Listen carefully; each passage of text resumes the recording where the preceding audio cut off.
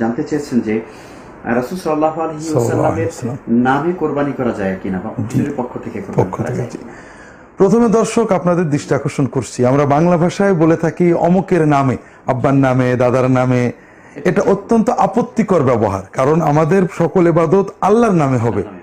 অমুকের পক্ষ থেকে, অমুকের জন্য এটা হতে পারে।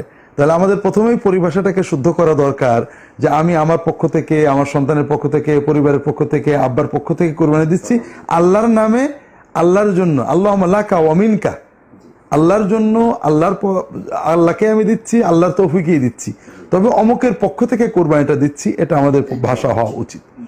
দ্বিতীয়ত, রাসূলুল্লাহ সাল্লাল্লাহু আলাইহি ওয়াসাল্লামের পক্ষ থেকে কোরবানি দেব কিনা, এখানে দুটো পর্যায়ে রয়েছে। একটা হলো যারা মৃত্যুবরণ করেছেন তাদের পক্ষ থেকে কোরবানি দেওয়া যাবে কিনা আদৌ, মৃত পিতামাতা, মৃত দাদা দাদি। এ ব্যাপারে ফুকাহাদের দুটো মত রয়েছে। কেউ বলেন দেওয়া যাবে না, কেউ বলেন দেওয়া যাবে। যাবের পক্ষের দলিলটা বেশ জোরালো। রাসূলুল্লাহ সাল্লাল্লাহু আলাইহি ওয়াসাল্লাম মদিনায় প্রতি বছরই কুরবানি দিতেন দুটো করে। তিনি বলতেন একটা যে হাযা মিন মুহাম্মাদিন ওয়া আলে মুহাম্মদ, এটা মুহাম্মদ এবং তার পরিবারের পক্ষ থেকে। আরেকটা বলতেন মান লাম ইয়াযহি মিন উম্মতি মুহাম্মদ, উম্মতে মুহাম্মাদে যারা কুরবানি দিতে পারেনি তাদের পক্ষ থেকে। যারা দিতে পারেনি তাদের অনেকে মৃত্যুবরণ করেছেন, অনেকের জন্ম হয়নি। তাহলে বোঝা গেল জীবিত ব্যক্তি মৃত ব্যক্তির পক্ষ থেকে বা এখনো জন্ম হয়নি তার পক্ষ থেকে কুরবানি দিতে পারেন। এই হাদিসটা সহিহ। আরেকটা হাদিস অত্যন্ত দুর্বল, তিরমিজি শরীফে রয়েছে, যে আলী রাদিয়াল্লাহু তাআলা আনহুকে রাসূলুল্লাহ সাল্লাল্লাহু আলাইহি ওয়াসাল্লাম বলেছিলেন, আলী তুমি যখন কোরবানি দেবে তুমি আমার পক্ষ থেকে একটা কোরবানি দিও। তো রাসূলুল্লাহ সাল্লাল্লাহু আলাইহি ওয়াসাল্লাম ওফাতের পরেও তিনি এই কোরবানিটা অব্যাহত রাখতেন। এটা হাদিসটা খুব দুর্বল। তো এজন্য বোঝা যায় মৃত ব্যক্তির পক্ষ থেকে কোরবানি দেওয়া যেতে পারে, জায়েজ। তবে রাসূলুল্লাহ সাল্লাল্লাহু আলাইহি ওয়াসাল্লামের পক্ষ থেকে কোরবানি দেওয়াটা আমাদের অপ্রয়োজনীয়, কারণ আমরা যত কর্ম করি উম্মতের সকল কর্মের সমান সওয়াব তিনি পান, কারণ তার কারণে আমরা আমল শিখেছি। এই জন্য আমরা নতুন করে অন্য কোনো আমল সওয়াব তাকে দেওয়া লাগে না। আমরা প্রতিটি কর্ম তারই কারণে, তারই মাধ্যমে, তারই ওসিলায় আমরা শিখেছি। এই জন্য যার কারণে যে কর্ম করে এই কর্মের সওয়াব তিনি পান। এই জন্য আমাদের সকল কর্মের সওয়াব তিনি পাচ্ছেন। আলাদা করে দেওয়াটা এর চেয়ে আমার মৃত পিতা মাতা, আত্মীয় স্বজন তাদের জন্য দেওয়াটা জি জি জি। মৃত ব্যক্তির নামে কোরবানি করা যাবে কিনা? মৃত ব্যক্তির নামে কোরবানি করা যাবে, তবে সেই কোরবানিটাকে অনেক ওলামায়ে কেরাম সেটাকে শর্ত আরোপ করেছেন যে সেটা কোনো জীবিত ব্যক্তির নামের সাথে যুক্ত করে, অর্থাৎ জীবিত ব্যক্তির নামের অধীনে করে এটি করা যাবে, শুধুমাত্র স্বতন্ত্রভাবে আলাদা মৃত ব্যক্তির জন্য করবেন না। যদিও নবী করিম সাল্লাল্লাহু আলাইহি সাল্লাম থেকে আমরা জানি যে তিনি দুটি দুম্বা কোরবানি করেছেন, একটি তার পক্ষ থেকে আরেকটি তার উম্মার পক্ষ থেকে। সেখান থেকে আমাদের উলামায়ে কেরাম বলে যে মৃত ব্যক্তির জন্য আলাদা করে কোরবানি করা যাবে। প্রশ্ন হচ্ছে যে মারা যাওয়া ব্যক্তির নামে কোরবানি দেওয়া যাবে কি? উত্তরটি দেওয়ার আগে প্রশ্ন সম্পর্কে একটু আলোচনা করি। এতে বলেছেন যে মারা যাওয়া ব্যক্তির নামে কোরবানি, এই নামে কোরবানি না বলে বলবেন যে মারা যাওয়া ব্যক্তির পক্ষ থেকে কোরবানি, কারণ কোরবানি মূলত আল্লাহর নামে হয়। কথাটি বলার দিক থেকে ভুল, যদিও এই শিরকি আকীদা নিয়ে হয়তো বলেন না, কিন্তু আমাদের দেশের ভাষাগুলি আসলে ইসলাম সম্মত নয়। সুতরাং আমাদেরকে আমাদের ভাষাগুলি ইসলাম সম্মত করে নিতে হবে। মারা যাওয়া ব্যক্তির পক্ষে কোরবানি দেওয়া যাবে কি, এভাবে বলবেন। তো মারা যাওয়া ব্যক্তি বা মৃত ব্যক্তির পক্ষে কোরবানি দেওয়া, এই নিয়ে ওলামাদের ইখতিলাফ রয়েছে। যদি জিজ্ঞাসা করেন যে এটি কি সুন্নাত, বলবেন যে না, মোটেই সুন্নাত না। রাসূলুল্লাহ ও সাহাবায়ে কেরামরা শুধু মৃতের নামে কোরবানি দিতেন না, তবে তাদের আদর্শ হচ্ছে জীবিতদের নামে কোরবানি দিতেন এবং জীবিতদের নামে, জীবিতদের পক্ষ থেকে যে কোরবানি হইতো এই কোরবানিতে মৃতদেরকেও শরীক করেন, কোনো অসুবিধা নেই। তো একদল বলছেন যে না, মৃতদের পক্ষ থেকে কোরবানি করা সুন্নতের খেলাফ, করবেন না, নিষেধ করছেন। আরেক দল বলছেন যে করতে পারেন, আমরাও বলছি করতে পারেন হয়তো, কিন্তু সেটি মূলত সাদাকা, মৃত ব্যক্তিকে আপনি সওয়াব পৌঁছাবেন, মৃত ব্যক্তির পক্ষ থেকে কোরবানি করছেন, তো নিজেরা কেন গোশত খেয়ে সেটা দান করে দেন সাদাকা হিসাবে, এটাই হওয়া উচিত। কোরবানি শুধু জীবিতদের পক্ষ থেকে না মৃতদের পক্ষ থেকে?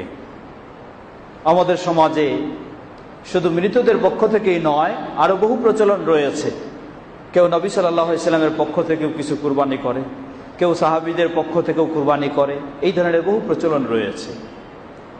বাবা মা তাদের পক্ষ থেকে কোরবানি করব কি না, জবাব, মৃত ব্যক্তি সাধারণ যারা বাবা মা ইত্যাদি তাদের পক্ষ থেকে কোরবানির স্পষ্ট কোনো সহি প্রমাণ পাওয়া যায় না। কেউ কেউ একটি প্রমাণ ব্যবহার করেছেন, যেটি সহিহ মুসলিমের হাদিস। রাসূল সাল্লাল্লাহু আলাইহি ওয়াসাল্লাম যখন কোরবানি করলেন, তিনি দোয়া করলেন, হে আল্লাহ, এটা আমার পক্ষ থেকে, আমার পরিবারের পক্ষ থেকে, আমার উম্মতের যারা কোরবানি করেনি তাদের পক্ষ থেকে গ্রহণ করে নিন।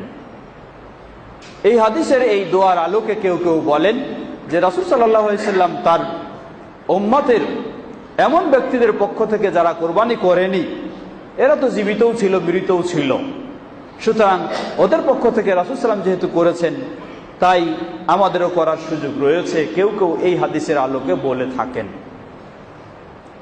এক্ষেত্রে দুটি বিষয়। প্রথম বিষয়, কেউ যদি এই হাদিসের দলিল গ্রহণ করতে চায়, তাহলে মৃত ব্যক্তির পক্ষ থেকে সরাসরি স্বয়ং সম্পূর্ণ একটি কোরবানির প্রমাণ নেই, এটা শুধু কোরবানিতে অংশগ্রহণ করানো মাত্র। অতএব মৃত ব্যক্তির পক্ষ থেকে সেই কোরবানি না করাটাই হচ্ছে সবচেয়ে উত্তম। আপনি যদি মৃত ব্যক্তিকে সওয়াব দিতে চান, তাহলে আপনার জন্য আরো উত্তম পন্থা রয়েছে। তা কি? আপনি মৃত ব্যক্তির পক্ষ থেকে কোরবানি করতে চেয়ে যেই পয়সাটা আপনি এখানে খরচ করবেন, 5,000, 10,000, 20,000 যাই হোক, এই টাকাটা যদি মৃত ব্যক্তির পক্ষ থেকে আপনি এই ধরনের কোনো ভালো মসজিদে দান করেন, তাহলে যতদিন এই মসজিদে ইবাদত হবে, এর বিনিময়ে ওই মৃত ব্যক্তি ততদিন সওয়াব পেতে থাকবে। আর আপনি কোরবানি করালে কি হলো? এই যেদিন কোরবানি করালেন হয়তো শেষ হয়ে গেল, যদি পেয়েও থাকে অতটুকু পেল।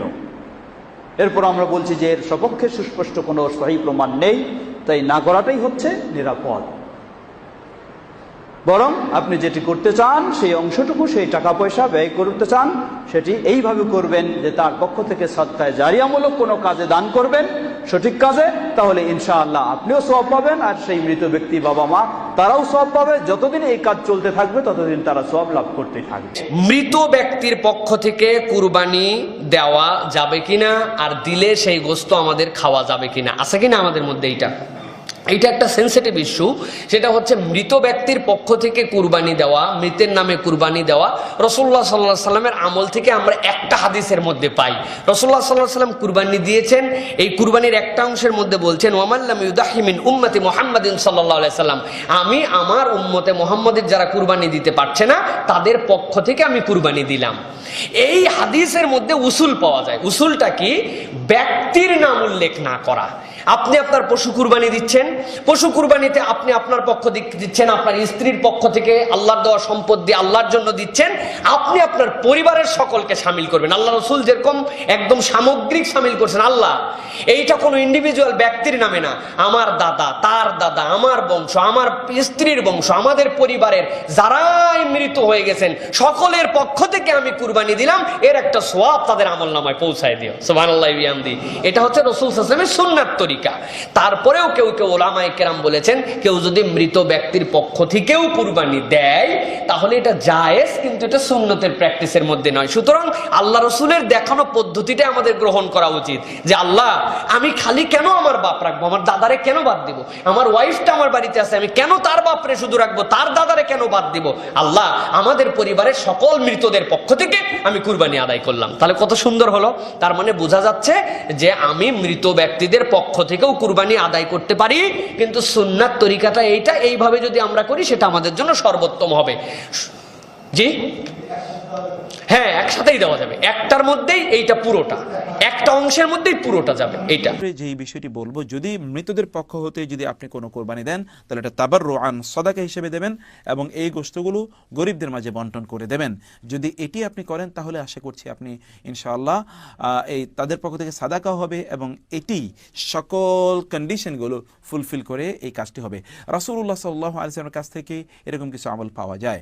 রাসূলুল্লাহ সাল্লাল্লাহু আলাইহি ওয়াসাল্লাম তিনি হাদিসে আয়েশা রাদিয়াল্লাহু আনহা বলেছেন, এটা মুসলিমের হাদিস, যে রাসূল সাল্লাল্লাহু আলাইহি ওয়াসাল্লামের কাছে উতিয়া বিকাবশিন, অর্থাৎ একটি বকরি অথবা একটা দুম্বা তার কাছে নিয়ে আসা হলো। রাসূল সেটি জবাই করলেন এবং বললেন, বিসমিল্লাহ আল্লাহুম্মা তাকাব্বাল হাযা মিন মুহাম্মাদ ওয়া আলি মুহাম্মাদ ওয়া মিন উম্মতি মুহাম্মাদ। হে আল্লাহ, তুমি এটিকে কবুল করো মুহাম্মাদের পক্ষ থেকে, মুহাম্মাদের পরিবারের পক্ষ থেকে সাল্লাল্লাহু আলাইহি ওয়াসাল্লাম, এবং তার উম্মার পক্ষ থেকে। আর তার উম্মার মধ্যে তো যারা মারা গিয়েছেন এবং যারা এখনো জীবিত আছেন এবং যারা আসেননি এখনো, তাদের পক্ষ থেকে এটি দেয়ার একটি কথা এখানে আছে। ফলশ্রুতিতে এখানে মৃতরাও কিন্তু এখানে ইনক্লুডেড সেই হাদিস থেকে, এবং আরও আনুষঙ্গিক কিছু হাদিস আছে। তার উপর ভিত্তি করে সালাফদের মধ্যে অনেকে বলেছেন তাদের পক্ষ থেকে এই কোরবানি দেওয়া জায়েজ।